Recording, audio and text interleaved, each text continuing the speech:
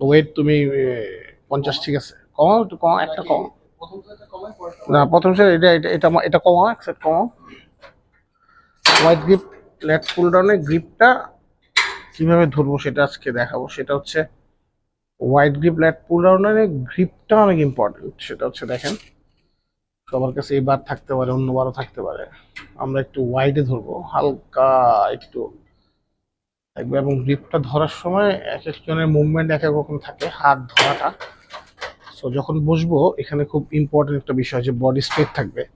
Body কিন্তু দেখেন ওর van নেই, সো একটু বাঁকা হয় নাই, ঘাটটাকে সে মুভমেন্ট করছে।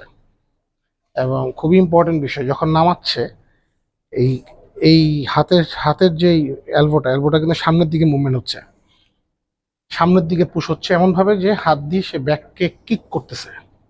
আর নিঃশ্বাসটা তো অ্যাজ ইউজুয়াল, যখন নামবে তখন ব্রিদ আউট, যখন আপনি উঠাবেন তখন ব্রিদ ইন। 12 ব্রেথস অবশ্যই করবেন, 10 to 12 ব্রেথস।